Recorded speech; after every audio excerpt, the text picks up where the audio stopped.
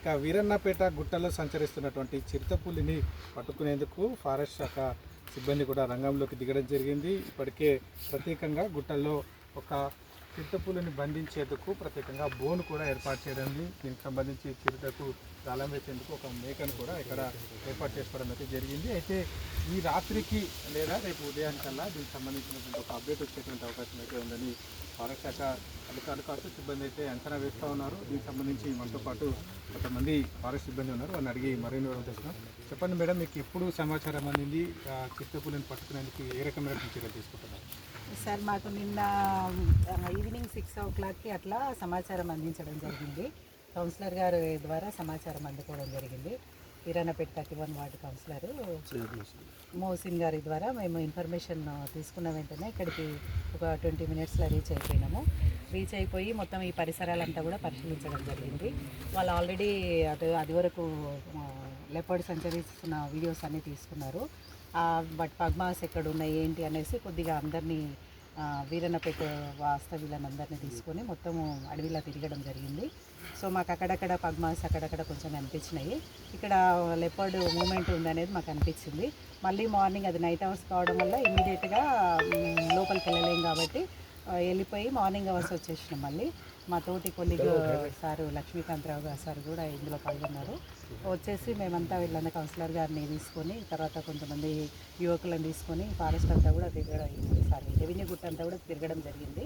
ఇక్కడ తిరిగిన తర్వాత మాకు అనిపించింది దానికి లెపర్డ్కు అది ప్రెగ్నెంట్ ఉంటే మామూలుగా డెలివరీ టైంలో సేఫ్ ప్లేస్ చూసుకోవడానికి అని చెప్పేసి ఒక ప్లేస్ను వెతుకుంటుంది అనేది మేము ఒక అంచనాకు రాగలిగినాము, ప్రాథమిక నిర్ధారణకు రాగలిగినాము. సో అలాంటి ప్లేసెస్ ఎక్కడున్నాయని చూస్తే మనకు ఒక 4-5 లొకేషన్స్ కనిపించినాయి. అంటే కేవ్ ఉండాలి, దానికి ప్రొటెక్షన్ ఉండాలి, పిల్ల భద్రంగా ఉండాలి, డెలివరీ టైంలో ఎవరు అటువైపు వెళ్ళకుండా అని అన్నీ చూసుకున్నది. అది మేబీ ఈ లొకేషన్ కూడా వన్ ఆఫ్ ది అంచనాలో ఉన్నటువంటి ప్లేస్ అనమాట. సో ఇక్కడ కేజ్ని తర్వాత మేకని సెట్ చేయడం జరిగింది. ఇది మీ మేక అరుపులు వినేసి దీని ఆహారం కోసం దాన్ని తినడానికని వచ్చేసి మన కేసులో బంధింపబడుతుంది. ఇక్కడైతే లెపర్డ్ సంచారం ఉన్నదైతే వాస్తవము. మేము ఈ లాస్ట్ వీక్ కూడా 4 days నుండి కూడా సంచరిస్తుంది. ఆల్రెడీ అప్పుడు కూడా మా వాళ్ళు వచ్చి ఒకసారి అన్ని గుట్టలు తిరిగేసి వెళ్ళిండ్రు. మళ్ళీ నిన్నటి నుండి కూడా ఒక 2 times ఏమో కనిపించింది అని చెప్పిండ్రు. సో మేము ఇమీడియట్గా వెళ్ళి పై అధికారులకు వివరించడం జరిగింది. సార్ వాళ్ళు కూడా ఇమీడియట్గా స్పందించేసి మాకు కేసు తర్వాత ఇదంతా సిబ్బందిని కూడా మాకు ప్రొవైడ్ చేయడం జరిగింది. సార్ వాళ్ళ సహకారంతోన ఈ కోయిల్కొండలో అరేంజ్ చేసినటువంటి దాన్ని ఇక్కడికి తీసుకొచ్చేసి మేము ఇక్కడ అరేంజ్ చేసాం సార్. కేజు పడవచ్చు అని అనుకుంటున్నాం, చూద్దాం. లైవ్గా మనకి దొరికితే హ్యాపీగా ఉంటుంది. దాన్ని సేఫ్ ప్లేస్కి తరలించే ప్రయత్నం చేస్తాం ఒకవేళ లేదు.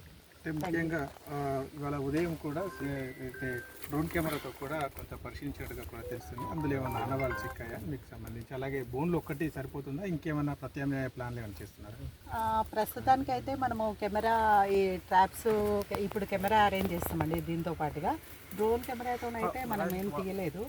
వీళ్ళు ఇప్పుడు సోలార్ కెమెరా అరేంజ్ చేసాము. దీంతోనే ప్రజెంట్గా అయితే ఇదే. ఇంకా ఎక్కువ మూమెంట్ ఉంది అనిపిస్తే పై అధికారులకు వివరించి వాళ్ళు ఎలా మాకు ఆదేశాలు ఇస్తే వాళ్ళ ఆదేశాల అనుసారం మేము ప్రొవైడ్ చేయడం జరుగుతుందండి. మొత్తంగా చూస్తే మాత్రం స్థానికుల నుంచి కావచ్చు, ఇక్కడ నుంచి సమాచారం అందుకోగానే ఇక్కడికి చేరుకొని చిరుత సంచారానికి సంబంధించినటువంటి ఆనవాళ్ళు అయితే సేకరించడం జరిగింది. దానికి అనుగుణంగానే ఇక్కడ బోన్ కూడా ఏర్పాటు చేయడం జరిగింది. దానికి ట్రాప్ చేసేందుకు అన్ని రకాల చర్యలు తీసుకుంటున్నాం. ఇక స్థానికులు ఎవరు కూడా ఈ గుట్ట సమీప ప్రాంతాల్లో సంచరించొద్దని వారు సూచనలు కూడా చేస్తున్నటువంటి పరిస్థితి. కెమెరా పర్సన్ అజితో, శివకుమార్, TV9, మహబూబ్నగర్ జిల్లా నుంచి.